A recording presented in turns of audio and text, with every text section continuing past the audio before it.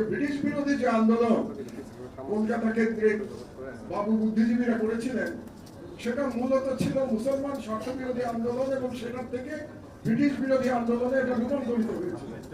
খুবই একটা চমৎকার ট্রান্সফরমেশন আমরা এই বইটার মধ্যে পেয়ে যাব।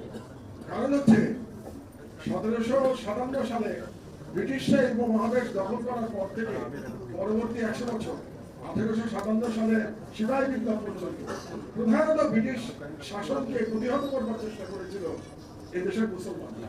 এবং এটা খুব স্বাভাবিক ব্যাপার ছিল, কারণ ব্রিটিশরা মুসলমানদের কাছ থেকে এই ক্ষমতা দিয়েছিল। এবং ক্ষমতা নেওয়ার নিয়মটা হচ্ছে সব দেশেই এটা হয়ে থাকে, যুগে যুগে হয়ে থাকে, যাদের কাছ থেকে ক্ষমতা নেয় তাদেরকে ডিমোনাইজ করার চেষ্টা করা হয়। যারা ক্ষমতা নেয়, এটাই রাজনীতি, এভাবেই রাজনীতি চলে।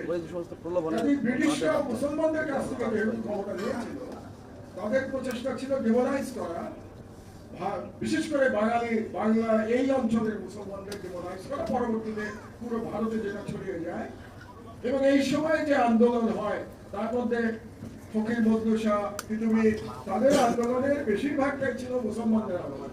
এবং সেক্ষেত্রে যারা উচ্চবর্ণের হিন্দু ছিলেন, বাঙালি হিন্দু, তারা কিন্তু ব্রিটিশ শাসনকে স্বাগত জানিয়েছিলেন। কারণ তাদের কাছে মনে হয়েছিল যে আগেও তো আমরা বিদেশিদের শাসনের অধীনে ছিলাম, তারা মুসলমানদের এখনো বিদেশি মনে করে। ভারতীয় ন্যারেটিভ, যেটা ভারতীয় সরকারের ন্যারেটিভ, এখনো মুসলমানরা কিন্তু বহিরাগত। তো সেই মানসিকতা থেকে তারা মনে করেছিল এক বহিরাগত থেকে আরেক বহিরাগত এসেছে ক্ষমতায়, বরং সেটা আমাদের জন্য ভালো। কারণ যে ধর্মীয় যে কন্ট্রাডিকশন ছিল হিন্দু মুসলমানের, ওই কন্ট্রাডিকশনটা সেই অর্থে খ্রিস্টানদের সাথে ছিল না। কারণ হলো মুসলমানরা এখানকার মানুষ হয়ে দাঁড়িয়েছিলেন, এরা এখানকারই সন্তান ছিলেন, কাজে লড়াইটা পাশের বাড়ির লড়াই ছিল। তো সেই লড়াই থেকে তারা প্রধানত ব্রিটিশদের সহায়তা করেছিল।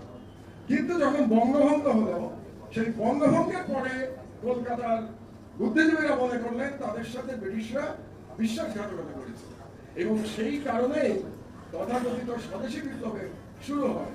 এবং সেই স্বদেশী বিপ্লবকে একটা রোমান্টিকতার মাধ্যমে নিয়ে আসা হয়, যার মধ্যে দিয়ে ক্ষুদিরাম চিত্তাকার গল্প, তারপরে রবীন্দ্রনাথের লেখালেখি, শুধু যে আমার সোনার বাংলা তাই না, আরো যে সমস্ত গান, যেমন যে সমস্ত বাংলা ভিত্তিক গান, নাটক বন্দে মাতরম, বঙ্কিমচন্দ্রের, এই সমস্ত গান তখন সেই আন্দোলনে স্লোগানে পরিণত হয়। এবার 24শে বিপ্লবে আমরা আমাদের স্লোগান দেখতে পেয়েছি, আমাদের তরুণদের নতুন ধরনের স্লোগান।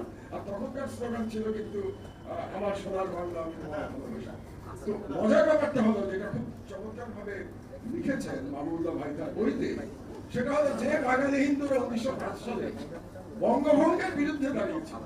তারা বলেছিল আমার মাতৃ অঙ্গচ্ছেদ করতে দেব না,